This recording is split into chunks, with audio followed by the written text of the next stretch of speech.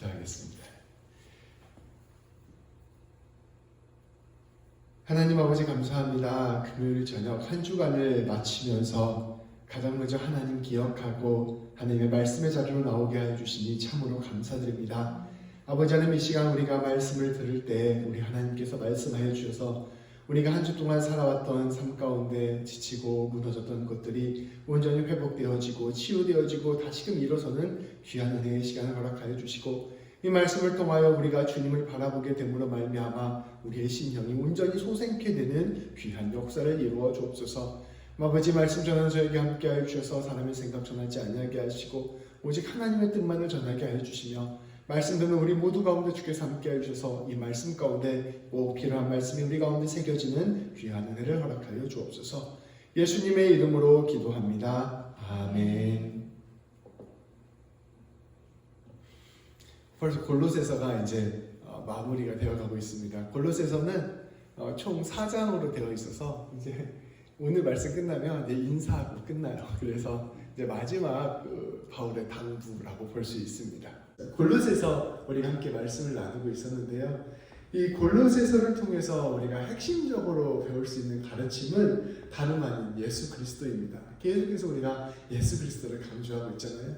예수 그리스도가 우리와 연합되었다. 우리가 예수를 믿게 되었을 때 예수님이 그저 멀리 계신 분이 아니라 우리가 성령님 안에서 예수님과 하나가 되었다. 그 하나됨을 온전히 누리며 살아라라는 것이 이 골로새서의 핵심 가르침입니다. 그래서 우리는 예수님과 연합한 삶, 예수님의 사람으로 사는 삶을 살게 되는 것, 이것이 매우 중요하다라는 것을 함께 나누었습니다. 오직 예수님께 푹 잠겨있는 삶, 우리의 심령의 중심에 늘 예수님을 주님으로 모시고 살아가는 삶, 모든 시간, 모든 장소 가운데서 예수님과 더불어 살아가는 사람이 바로 그리스도의 사람입니다. 늘 예수님 생각을 하고 늘 예수님 닮아가려고 애쓰고 늘 예수님 신뢰하면서 살아가는 삶, 그러한 사람들이 바로 우리들인 것입니다. 예수님께서 우리의 처음과 끝이 되어주시고 예수님께서 우리의 중심이 되어주시고 예수님이 우리와 늘 함께하여 주시는 것을 믿음으로 바라보는 삶이 바로 그리스도의 삶인 것입니다. 그래서 우리는 늘 예수님을 기억하고 붙들고 살아가려고 노력하고 애써야 돼요. 내가 예수님과 연합하고 있다는 것을 늘 기억하면서 예수님을 늘 묵상하고 되뇌이고 예수님과 늘 동행하며 살아가는 삶, 이것을 노력해야 되는 것이 바로 우리 그리스도인들의 모습입니다. 우리가 예수님을 믿게 되면 예수님과 연합하는 삶을 살아간다고 우리가 계속해서 나누고 있습니다. 우리가 말씀을 통해서 구체적으로 예수님과 연합한다는 것이 세 가지라는 것을 함께 나누었어요. 이거 이제 네 번째 이야기하니까 이제 다 기억하실 수 있을 것입니다. 첫 번째는 예수님 안에서 거룩하여졌다. 두 번째는 예수님 닮아가게 되었다. 세 번째는 예수님 우리의 소망으로 모시고 살아가게 되었다. 이 세 가지가 바로 예수님 연합하는 삶의 의미라는 것을 함께 나누었습니다. 우리가 죄사함을 받고 하나님의 자녀가 되었다는 것, 우리가 구원받았다는 것, 우리가 거룩한 존재가 되었다는 것을 우리는 늘 붙들고 살아갑니다. 또 우리는 주님께서 우리의 모습을 날마다 예수님의 모습으로 빚어주신다는 것을 우리가 기억하며 살아갑니다. 주님께서 우리의 인격을 바꾸어 주시고 우리의 믿음을 자라게 하시고 우리 안에 주님의 사랑과 은혜를 가득 채워주셔서 우리로 하여금 예수님 닮게 하신다. 우리의 모든 삶의 과정들이 결국 궁극적으로는 예수님 닮게 하시는 과정이다라는 것을 우리가 함께 또 배웠습니다. 우리 주님께서 우리의 영원한 소망이 되어주신다. 주님께서 우리의 생명을 책임져 주시고 우리의 삶을 책임져 주시고 우리의 모든 것을 책임져 주신다. 주님께서 우리 한 사람 한 사람을 향하여 꿈을 가지고 계시고 그 꿈을 반드시 이루신다. 주님 안에 있을 때 우리는 결코 실패하지 않는다. 주님이 우리의 전대 소망이다라는 것을 함께 나누었습니다. 바울은 예수님을 늘 묵상하시고 예수님을 늘 붙들고 예수님을 늘 믿으면서 살아가십시오. 그렇게 된다면 여러분들이 예수님과 연합하여 살아가는 존재라는 것을 깨닫게 될 것입니다. 예수님과 연합하게 된다는 것은 우리가 거룩하게 되었다는 것을 뜻하며 우리의 인생이 예수님 닮아가는 인생이 되었다는 것을 뜻하며 예수님 안에서 온전해진다는 것을 뜻합니다. 그러니 여러분 예수님 꼭 붙들고 예수님 안에서 승리하는 신앙생활 하십시오 라는 이야기를 골로새서 전체를 통하여 계속해서 우리에게 전파하고 있는 것입니다. 그러니까 우리는 늘 예수님 기억하고 살아가는 삶, 이것을 붙들고 나아가야겠다. 이것이 골로새서 말씀을 통하여 우리가 기억해야 되는 핵심 가르침이라는 것이죠. 우리가 이처럼 예수님과 연합한 삶을 살게 되면, 온전히 예수님께 매여 살게 되면, 우리의 마음의 중심에 예수님이 들어차게 되면 우리는 이제 옛 사람이 아니라 새 사람으로 살아가게 됩니다. 예수님의 십자가와 십자가 죽음과 부활 사건이 동떨어진 2000년 전의 사건이 아니라 내가 성령님 안에서 예수님과 함께 죽고 예수님과 함께 살아난 사건이라는 것으로 받아들여지게 됩니다. 그래서 예수님과 함께 내 옛 자아를 죽이게 되는 것이죠.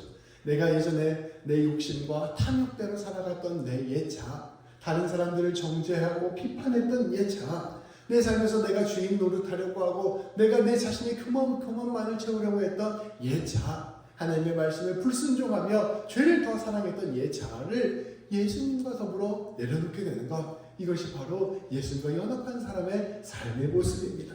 그 자리에 어떠한 새로운 모습이 등장하냐? 바로 예수님 닮은 모습들이 등장하게 됩니다. 누군가를 용서해주는 마음, 누군가를 불쌍히 여겨주는 마음, 또 어떤 사람의 마음을 헤아려주고 그 사람의 입장에 서주는 마음, 더 나아가서 그 사람을 사랑해주는 마음, 그 사람을 기다려주는 마음, 내가 이 사람과 더불어 평강을 이루고자 하는 마음, 그리하여 삶이 곧 예배가 되고 이 모든 삶 가운데 예수님의 사랑을 드러내는 마음이 우리 마음에 가득 차게 됩니다. 이게 바로 예수님과 연합한 사람의 아름다운 모습들이라고 볼 수 있는 것이죠. 그러면서 우리는 동시에 하나님을 기뻐하고 하나님께 감사하고 하나님을 찬양하는 삶을 살게 됩니다. 예전에 옛 자아의 모습이 아니라 새로운 사람으로서 새롭게 살아가는 것, 그것이 바로 우리의 모습이 되는 것이죠. 몸에서 오랫동안 목욕을 하지 않아서 냄새가 풀풀 나는 사람이 있습니다. 이 냄새를 해결하고자 어떤 사람은 몸에 향수를 잔뜩 뿌리는 거예요. 향수 냄새로 이 몸에 더러운 것들을 없애려고, 감추려고 하는 것입니다. 이러한 사람은 겉모습으로만 신앙생활을 하는 사람이에요. 마음속에 죄악된 모습이나 하나님 사랑하는 모습은 전혀 생기지 않으면서 겉으로만 그럴싸하게 거룩해 보이려고 하고, 그럴싸하게 겉으로만 다른 사람들에게 예수님 잘 믿는 사람처럼 보이려 하고, 근데 이런 모습들은 늘 한계가 있고 근본적으로 변하지 않는 모습이죠. 근데 우리가 예수를 진짜로 믿는다는 것은 우리가 옷을 갈아입고 온 몸을 깨끗하게 샤워해서 목욕해서 내가 새로운 존재가 되는 걸 의미합니다. 그래서 굳이 향수를 뿌리지 않아도 지나가면 비누같이 향기로운 냄새가 나는 것, 이것이 바로 예수님 믿는 사람의 모습입니다. 우리 말씀은 우리에게 예수님과 연합함을 통하여 이런 새로운 사람이 되십시오. 이전의 모습은 완전히 씻어 없애버리고 새로운 주님의 향기가 나는 사람이 되십시오 라고 우리에게 초대하고 있는 것입니다. 우리가 이렇게 예수님과 연합하는 삶, 예전의 탐욕과 욕심과 다른 사람을 정죄하는 마음, 교만한 마음, 비판하는 마음들 내려놓고 주님의 인격과 성품을 가지고 살아가는 삶이 되면 이제 우리의 삶 속에서는 어떠한 모습이 일어나느냐? 내가 가장 가까이 있는 사람과의 관계부터 우리가 변하게 됩니다. 우리가 그래서 지난주에 아내와 남편과의 관계, 또 부모와 자식과의 관계, 또 내가 일하는 일터에서 사장과 또 직원과의 관계, 삶의 모든 관계들, 구체적으로 우리가 직접 맺는 관계들에서부터 변화가 일어난다는 것을 말씀은 우리에게 이야기해주고 있습니다. 특별히 남편과 아내와의 관계에 있어서 내가 아내와의 관계에 있어서 먼저 주님의 사랑으로 베풀어주는 삶, 내가 먼저 기쁨으로 사랑하는 관계가 된다는 것을 함께 말씀을 통하여 나누었습니다.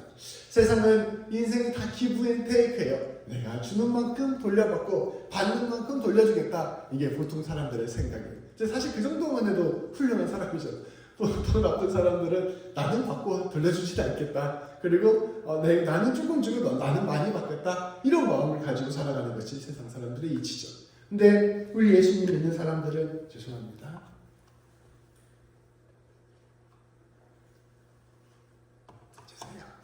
우리 예수님 믿는 사람은 예수님의 사랑과 은혜를 깨달아서 하나님의 마음으로 내가 이 사람에게 자격이 없어도 더 먼저 베풀어주고 내가 이 사람을 사랑하지 못할 만하여도 더 먼저 사랑해주는 것. 근데 그것이 내가 이 사람 때문이 아니라 예수님 때문에 그러한 삶을 살아가기로 결심하는 것, 결단하는 것, 내가 사랑하겠다고 결단하는 것, 이것이 바로 그 예수님의 사람의 모습이다. 특별히 그것을 남편과 아내와의 관계에서 가장 먼저 우리가 보여준다는 것을 말씀을 통하여 나누었습니다. 또한 부모와 자녀와의 삶을 통하여서도 우리가 함께 나누었습니다. 내가 자녀에게 예수님 믿는 사람으로서의 본을 보여주는 거예요.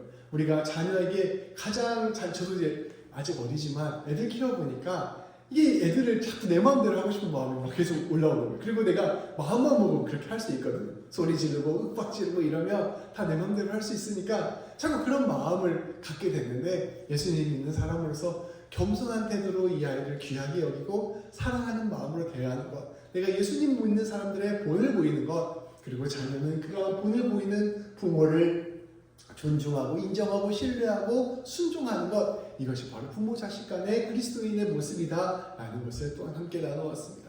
우리가 일터에서도 마찬가지로 단순간에 내 눈앞에 보이는 이익만을 추구하는 삶이 아니라, 내가 내 삶이라는 것이 주님께서 불러주신 삶이라는 것을 기억하고 내가 많은 이들에게 덕을 끼치고 유익이 되는 삶의 방식을 추구하겠다 결단하는 것, 내가 작은 일에서부터 충성된 삶을 살겠다 결단하는 것, 이것이 바로 예수님 믿는 사람의 삶의 모습이다. 그래서 예수님과 연합한 자의 삶의 모습이 구체적으로 내 앞에 있는 사람들과의 만남 안에서, 예수님과의 연합한 모습에서 나오는 그 인격이 구체적으로 내 앞에서 만나는 사람들 가운데서 드러나게 되는 것, 이것이 바로 예수님 믿는 사람의 모습입니다 라고 말씀을 통해 함께 나누었습니다. 결국 우리의 중심은 예수님이 되고, 우리의 삶의 모든 삶의 자리는 그 예수님 닮아가는 모습들이 흘러나가게 되는 것, 이것이 바로 우리 예수님의 사람들의 모습이다 라는 것을 함께 나누었습니다. 그래서 우리 모두가 예수님 붙들고 나아가는 길, 이것이 바로 우리 골로새서 말씀을 통하여 배울 수 있는 것이죠.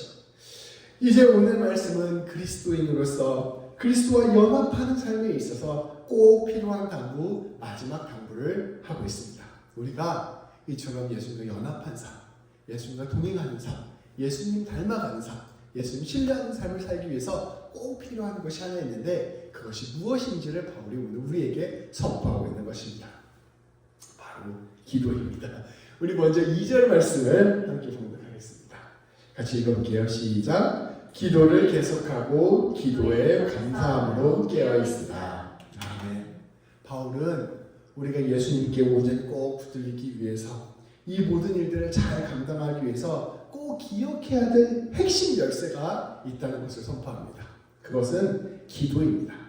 기도야말로 하나님을 알고 그분과 함께 살아가고자 하는 사람에게 있어서 알파와 오메가와 같은 것입니다. 기도는 우리가 꼭 기억해야 되는 가장 핵심적인 신앙의 열쇠인 것 같아요. 비단 신앙생활뿐 아니라 저도 이제 목회를 하는데, 목회에 있어서도 목회의 핵심 열매는 그 키는 다른 그 무엇이 아니라 기도구나라는 생각을 제가 2년 내내 계속해서 하고 있습니다. 이 기도야말로 가장 중요한 것이구나라는 것을 늘 느끼게 되는 것이죠. 우리가 우리의 삶 속에서 어떻게 주님과 동행할 수 있을까요? 여러분, 하나님과 동행하십시오 라고 이야기를 했는데, 그럼 하나님 어떻게 동행하지? 이런 생각이 들잖아요. 어떻게 우리가 하나님과 동행할 수 있을까요? 그리고 내가 어떻게 하면 동행함을 잘하고 있다는 것을 확인할 수 있고, 그 동행함 속에서 어떻게 주님의 뜻을 발견할 수 있을까요? 그것은 다름 아닌 기도를 통하여 이루어집니다. 우리가 기도할 때 우리는 우리와 함께 하시는 주님을 깨달아가게 됩니다. 기도가 처음 할 때는 잘 느껴지지 않을 수 있어요. 기도를 할 때 우리가 아직 영적으로 아주 예민하지 않으면 하나님의 뜻이 무엇인지 우리가 잘 알아챌 수 없을 수도 있어요. 그런데 기도하기 시작하고 우리가 기도의 자리에 마음을 먹고 우리의 삶의 시선, 우리의 삶의 안테나를 주님께로 향하겠다라고 결심을 하시면 우리 성도님들 하시면 하나님께서 그때부터 일하시기 시작합니다.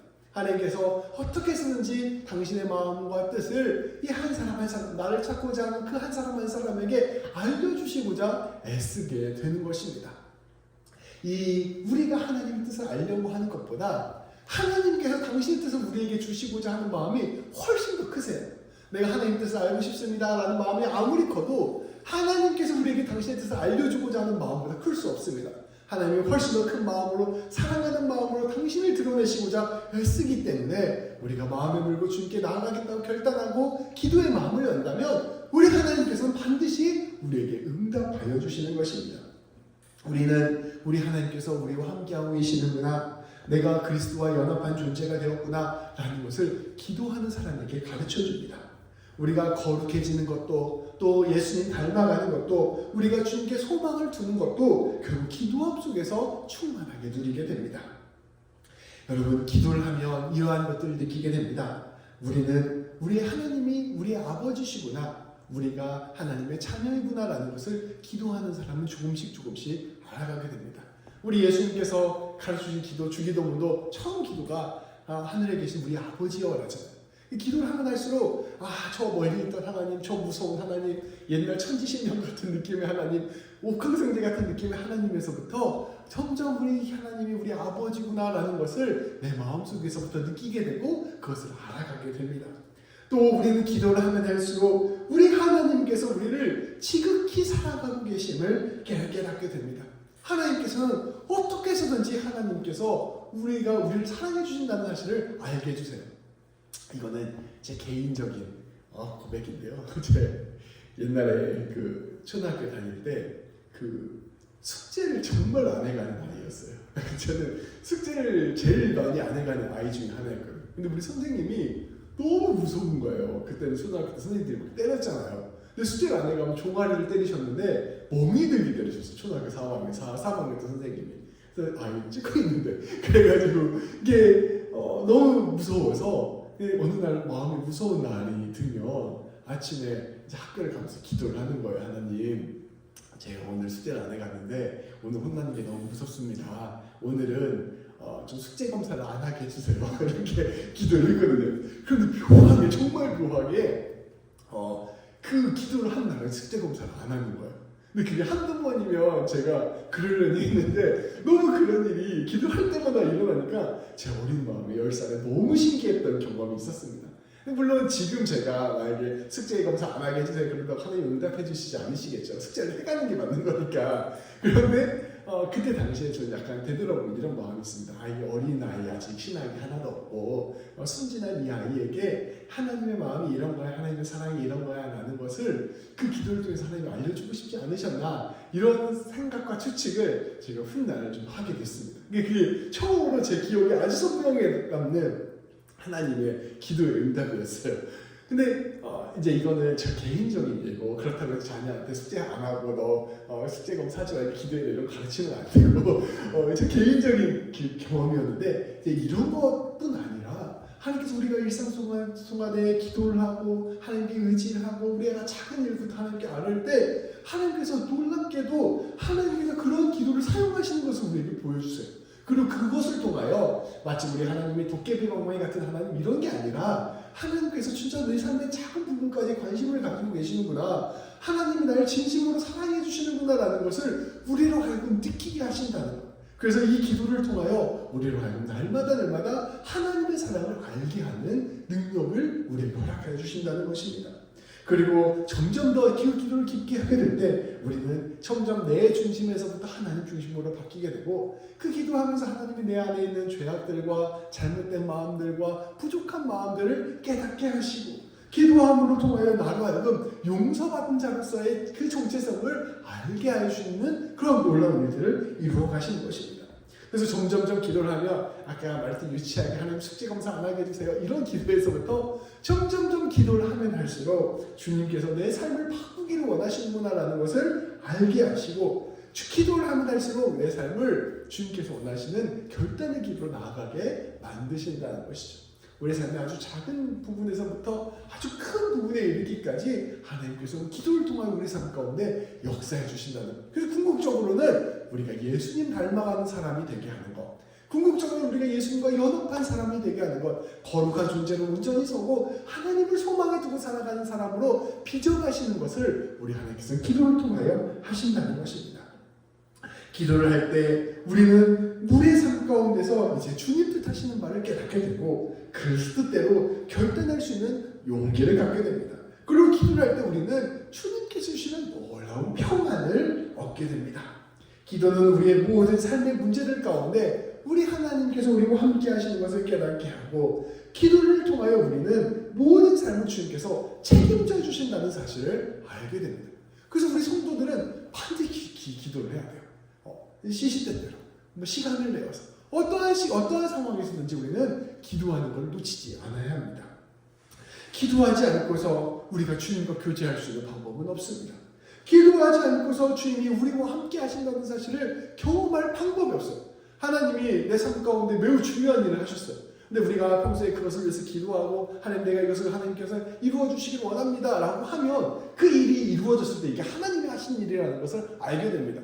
근데 기도하지 않잖아요. 그럼 이게 우연히 잘 된 일이 되어버립니다. 하나님이 하셨음에도 불구하고 그 일이 하나님이 하셨다는 것을 알 수가 없어요. 기도하지 않으면. 그러니까 기도를 하는 사람이 하나님의 일하심을 직접 경험하는 사람이 되는 것입니다. 기도를 하지 않고서는 우리의 모습을 바꾸어갈 수 없습니다. 기도는 그리스도와 연합하여 살아가는 사람이 그 연합에 합당하게 살아가는 가장 중요하고도 강력한 도구입니다. 그러한 점에서 저는 이러한 점에서 기도는 믿음과 거의 동일하다고 생각합니다. 믿음하고 기도는 같은 말이에요. 기도를 내가 안 하고 있으면 믿음이 없는 거예요. 믿음을 있는 사람은 반드시 기도를 하게 되어 있습니다.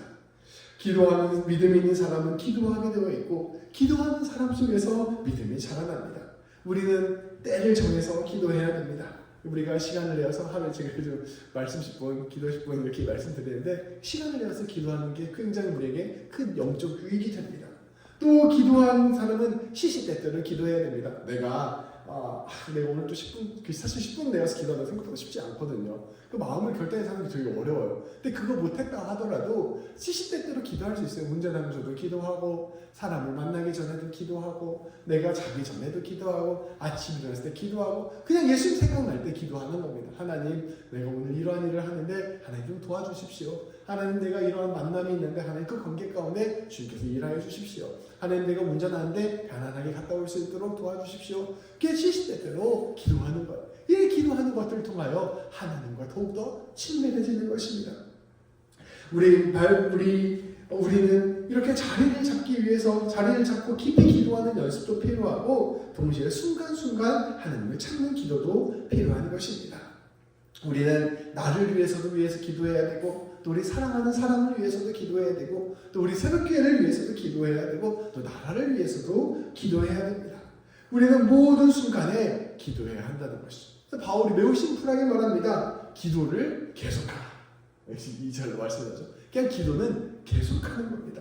항상 깨어서 감사하는 마음으로 기도하라.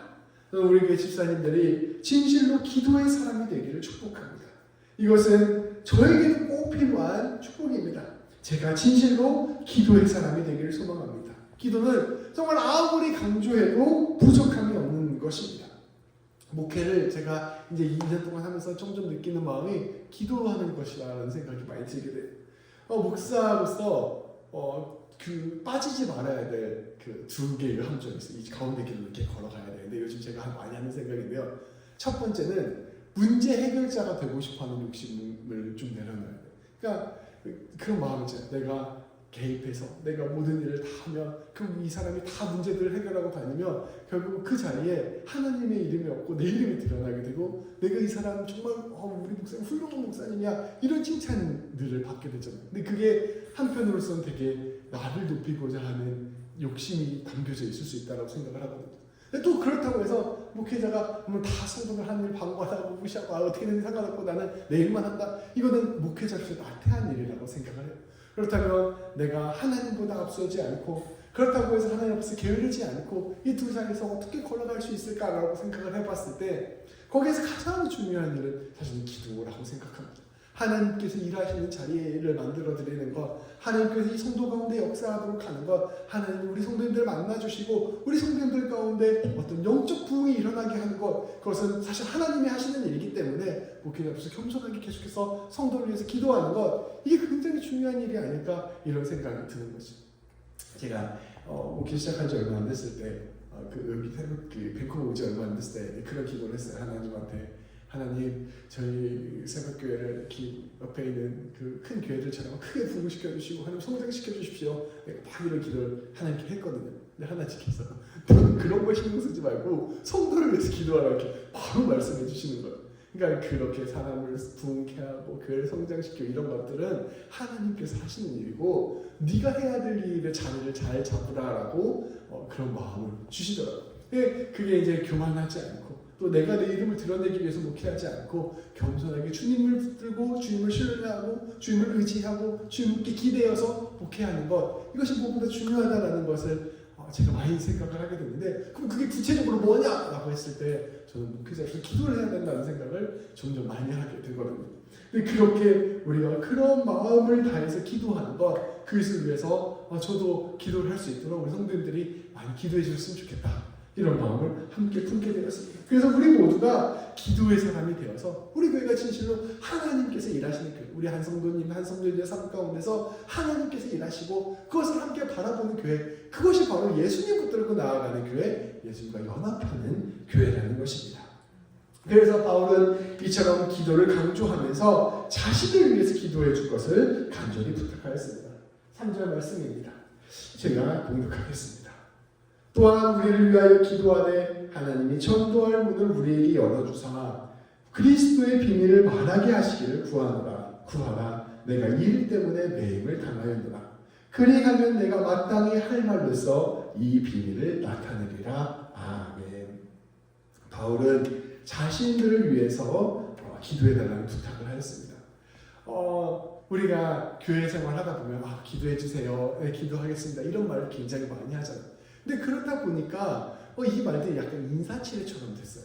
그러니까 이제 어떤 사람들은 그런 말 자체를 안 하자, 이렇게 생각하시는 분들도 있는데, 저는 이런 인사 굉장히 좋은 인사라고 생각하거든요. 서로 위해서 기도하고 기도하겠습니다. 근데 문제는 그렇게 얘기했을 때 우리가 서로 위해서 계속 기도하는 법을 계속해서 배워가고 익혀가고 하다못해 내가 그렇게 말했으면 잠깐이라도 기도해 주는 것을 우리가 계속해서 독려하는 교회가 되었으면 좋겠습니다. 바울도 계속해서 요청합니다. 나를 위해서 기도해 주십시오. 바울 사도가 알고 있었던 거예요. 기도야말로 목회에서 가장 중요한 것이다. 그러니 바울 사도를 위해서 나를 위해서도 꼭 기도해 주십시오, 간절히 부탁을 하는 것입니다. 바울은 이렇게 이야기합니다. 우리를 위하여 기도해 주십시오. 여기서 말하는 우리는 복음 전하는 복음 전도자들이에요. 근데 이 사람들이 지금 어떠한 상황이었냐면 감옥에 갇혀 있는 상황이었습니다. 일 때문에, 복음을 전하는 것 때문에 매임을 당하였다. 감옥에 들어와 있다. 그런데 하나님께서 다시 전도의 문을 열어주셔서 다시 그리스도의 비밀, 곧 복음을 선포할 수 있도록 간구해달라 부탁한 것입니다. 이들은 무엇을 위해서 기도했느냐? 내가 온전한 복음을 전할 수 있도록, 내가 다시 하나님의 뜻을 잘 전할 수 있도록 나를 위해서 기도해 주십시오 라고 요청하는 것입니다. 우리가 기도할 때 꼭 필요한 기도 제목이 있습니다. 그것은 우리가 복음의 통로가 될 수 있기를 바라는 기도입니다. 우리가 기도할 때 내가 누군가에게 복음을 전하는 사람이 될 수 있도록 도와주십시오, 이 기도야말로 매우 중요한 기도라는 것이죠. 예수 그리스도와 연합한 사람, 그의 거룩하게 하심과 그의 모습을 닮게 하심과 그에게 소망을 두게 하심은 바로 우리가 그리스도의 복음을 다시 전하게 하시기 위함입니다. 우리가 예수님이 연합한 사람이 됐다고 했잖아요. 이 연합한 사람은 거룩한 존재가 되고 예수님 닮아가는 존재가 되고 예수님께 소망을 두는 존재가 된다고 얘기했죠. 이 사람이 작은 예수가 되는 것입니다. 그러면 이 사람이 가는 곳곳마다 예수님 전하는 사람이 되게 되는 거예요. 그러니까 하나님, 내가 예수님 전하는 사람이 될 수 있도록 도와주십시오 라는 말은 다른 말로 하면 내가 예수님 닮아가는 사람 되게 해주십시오, 내가 예수님의 거룩함 드러내고 예수님께 소망을 둔 사람 되게 해주십시오 라는 말과 같은 말이에요. 예수님을 닮아가는 사람이 예수님을 잘 전할 수 있고 예수님을 전하는 사람은 예수님을 닮아갈 수 있게 되기 때문입니다. 그래서 이것을 늘 기억하고 기도하라는 것이죠. 참된 그리스도인들은 그 자리에서 어떠한 모양이든지 그리스도를 전하는 사람이 됩니다. 우리 하나님께서 우리에게 복을 주신다면 주님은 그 복을 전하는 사람들로 우리를 불러주신 것입니다. 우리는 이를 위해 늘 기도해야 합니다. 주님, 언제 어디서든지 복음을 전하는 사람 되게 하여 주옵소서. 이게 굉장히 어렵더라고요. 이렇게 누군가에 가서 좀 성격이 적극적이고 활발하고 이런 사람은 가서 예수님 전하고 교회 다니라고 말하고 이러는데, 또 약간 소극적이고 전도 좀 어려워하고 이런 사람들을 가서 좀 말 걸기도 어렵고 이렇잖아요. 근데 저는 어떠한 모양이든지 하나님께서 세우신 그 모양을 통해서 하나님이 드러날 수 있도록 하나님께서 우리를 만드셨다고 생각을 합니다. 그러니까 우리가 마음에 주님을 기억하고 주님, 내가 복음 전하는 사람으로 세워주십시오 라고 말한다면 하나님께서 우리를 그런 모양, 우리의 모습에 가장 합당한 모습으로 빚어주셔서 우리가 속한 그 삶의 자리에서 예수님 드러나는 사람으로 만들어주실 것입니다. 우리는 이를 위해서 늘 기도해야 합니다. 언제 어디서든지 복음 전하는 사람이 되게 하여 주옵소서. 그 복음 전할 때 꼭 필요한 지혜를 주셔서 마땅히 해야 할 말을 하게 하여 주옵소서 간구해야 할 것입니다. 더불어 우리 성도님들은 또 저를 위해서도 계속해서 기도해 주시기 바랍니다. 말씀의 비밀을 드러내고 예수님의 뜻을 전하는 사람이 될 수 있도록. 이게 말씀을 전할 때 한편으로는 예수님의 뜻을 전하는, 말씀을 전하는 사람이 되어야 되고, 또 한편으로는 그걸 너무 지루하지 않게 잘 핵심을 전하는 사람이 되어야 되는데, 이 두 개가 항상 좀 어려운 것 같아요. 그러니까 자기가 조금 쉽게 편하게 전하다 보면 계속 이상한 말 하는 사람들도 목회 설교가 생기기도 하고, 또 복음만을 잘 전하려고 해서 노력하다 보면 너무 이게 무슨 교리 전하듯이 전하게 되고, 이것을 잘 전하는 사람이 될 수 있도록 저를 위해서도 꼭 기도해 주셨으면 좋겠습니다. 온전히 우리 모두가 예수님께 온전히 내 사람이 되어서 예수님을 따르는 사람, 전하는 사람이 되도록 기도해야 할 것입니다. 끝으로 바울은 매사에 그리스도인들이 가져야 될 태도를 선포합니다. 우리 4절과 5절 말씀입니다. 우리 같이 한번 봉독하겠습니다. 외인에게 대해서는 지혜로 행하여 세월을 아끼라. 너희 말을 항상 은혜 가운데서 소금으로 맛을 내림과 같이 하라. 그리하며 각 사람에게 마땅히 대답할 것을 알리라. 아멘.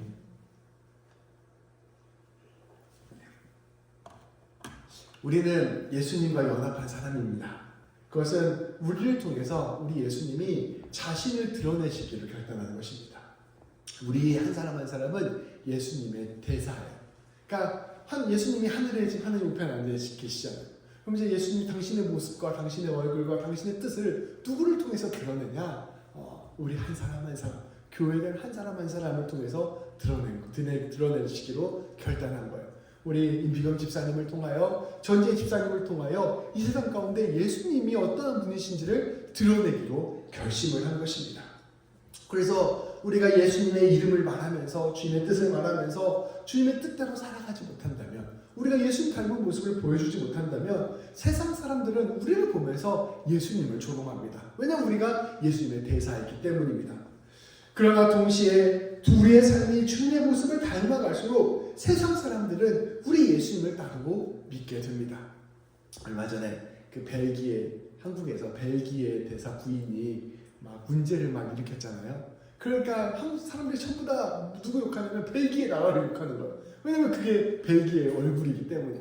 근데 또 어떤 사람이, 너무나 훌륭한 사람이 그 나라에서 덕을 끼치고 복을 나누어주는 일을 하면 우리는 그 사람을 칭찬하면서 동시에 그 나라를 또 칭찬합니다. 그 나라를 고마워하는 것이, 이게 대표를 가진 사람의 얼굴의 역할인 것이죠. 근데 우리 예수님께서 우리에게 그러한 역할을 맡겨주신 것입니다. 우리 주님께서는 사실 실로 엄청난 모험을 결단한 것입니다. 우리 한 사람 한 사람에게 예수님의 명예를 맡긴 것이고, 예수님의 이름을 맡긴 것이고, 주님의 나라의 운명을 맡긴 것입니다.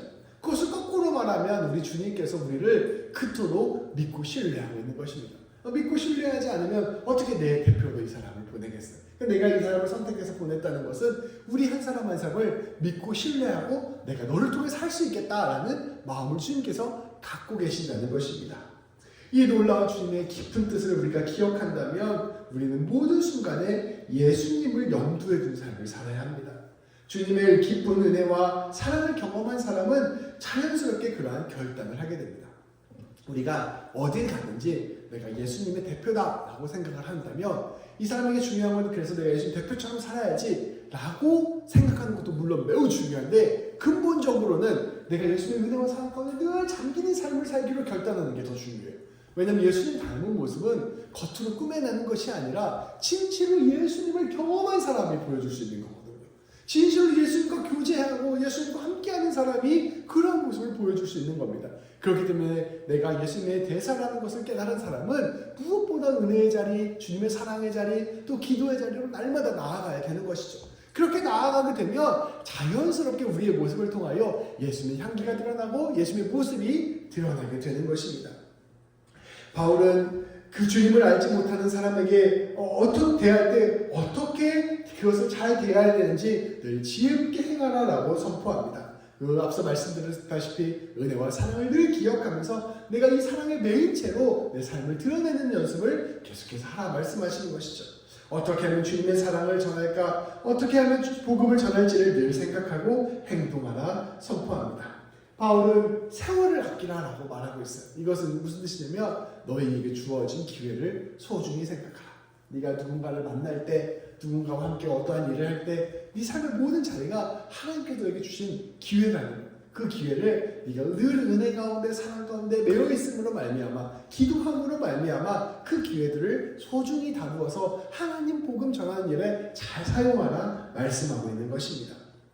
특별히 말을 할 때 말이 가장 중요해요. 사람과의 관계에서 말을 할 때 늘 주님의 은혜를 구하며 기도하는 마음으로 이 말이 꼭 필요한 말이 될 수 있도록 간구해야 합니다. 제가 이제 애들 키우니까 여기서 집사님들 너무 잘 아시겠지만 요리를 많이 해요. 파스타도 하고 뭐 이렇게 반찬 만들어서 애들을 같이 나눠 먹기도 하고 찌개도 가끔씩 만들고 이렇게 요리를 하거든요.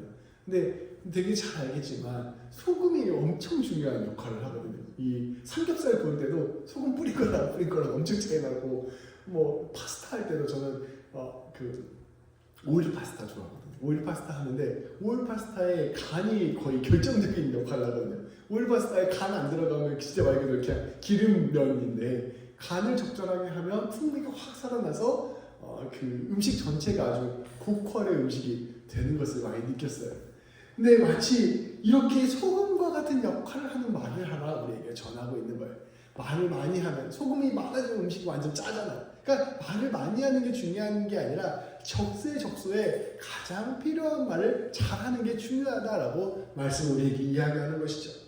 하나님께서는 늘 은혜를 붙들고 나아감으로 말미암아 주님께 지혜를 간구함으로 말미암아 삶의 자리에서 하나님께서 원하시는 귀한 말을 하는 사람이 되어라. 그래서 맛을 살려내고 생명을 살려내는 그런 말을 하는 사람이 되어라 라고 우리에게 권면하고 있는 것입니다. 그렇게 우리가 애쓰고 수고할 때 우리 하나님께서는 우리의 말을 통하여 주님의 열매를 맺어주실 것입니다. 오늘 말씀을 정리하겠습니다. 우리는 그리스도와 함께 연합한 사람입니다. 우리는 그리스도와 연합한 사람들은 늘 예수님을 중심에 두고 살아갑니다. 늘 예수님께 푹 잠겨진 사람이에요. 그 스폰지가 물에 잠겨있듯이 우리가 예수님께 푹 적셔져 있는 사람입니다. 늘 머릿속에 예수님을 생각하고 늘 예수님과 동행하며 늘 예수님께 기도하고 늘 예수님을 손잡고 걸어가는 사람이 바로 예수 믿는 사람입니다. 그러한 사람은 안으로는 늘 기도하는 마음으로 살아가요. 사람을 만날 때도, 내가 어떠한 일을 할 때도, 내가 요리를 할 때도, 아침에 일어날 때도, 저녁에 잠을 잘 때도 늘 기도를 쉬지 않는 마음으로 늘 하나님 구하며 늘 기도하며 살아가는 삶을 살아갑니다. 그리고 밖으로는 기도하듯이 말을 전하는 사람으로 살아가요. 은혜를 기억하고 사랑을 기억해서 내가 이 말들과 이 삶의 태도들과 이런 관계들을 맺는 것이 주님께 도움이 되는 복음을 전하는 일이 되는가를 늘 염두에 두고 전하는 사람으로 살아갑니다. 그렇게 우리가 살아갈 때 우리는 날마다 주님과 더욱 가까워지고 겉으로는 날마다 주님의 뜻을 드러내는 사람이 됩니다. 우리 모든 성도님들, 우리 임경 집사님, 전재 집사님이 이와 같은 길을 충실하게 걸어가게 되기를 소망합니다. 그래서 우리 집사님들이 걸어가는 길마다 귀한 말씀의 씨앗들이 심겨져서 한평생 우리 전 집사님과 임 집사님 지나간 뒤에 무엇이 있냐 보니 아름다운 꽃이 피어있고 그 말씀의 씨앗들이 아름다운 나무가 되어있고 그래서 이 집사님이 가는 곳곳마다 주님의 풍성한 열매들이 맺혀지게 되기를 주님의 이름으로 축복합니다.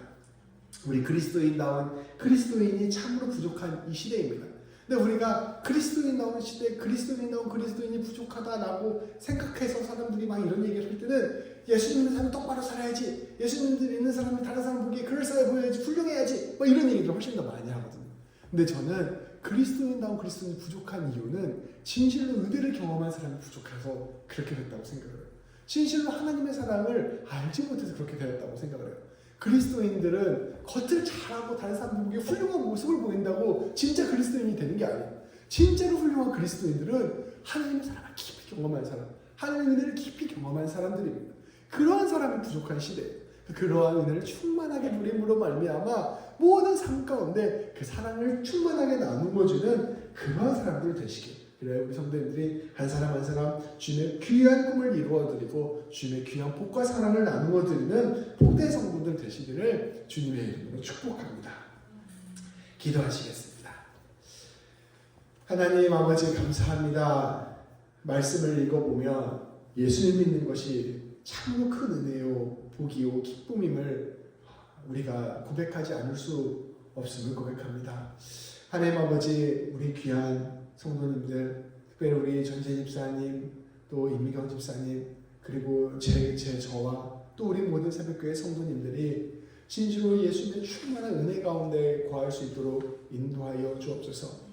예수님을 진실로 믿게 하여 주시고 그 믿음으로 말미암아 예수님과 온전히 연합하게 되어서 그 연합된 삶을 온 평생을 통하여 충만하게 누릴 수 있도록 인도하여 주옵소서. 날마다 거룩한 삶이 되게 하여 주시고 날마다 예수님 닮아가게 하여 주시고 날마다 예수 소망 품게 하여 주셔서 우리 모든 성도님들의 삶이 예수님의 영광을 드러내는 귀한 삶 되게 하여 주시고 우리 성도님들이 날마다 예수님 닮아갈 수 있게 하여 주시고 날마다 가는 곳곳마다 예수 복음 드러내게 하여 주셔서 우리 모든 성도님들이 삶의 자리자리마다 복의 씨앗들이 되게 하시고 복의 근원들이 될 수 있도록 인도하여 주옵소서.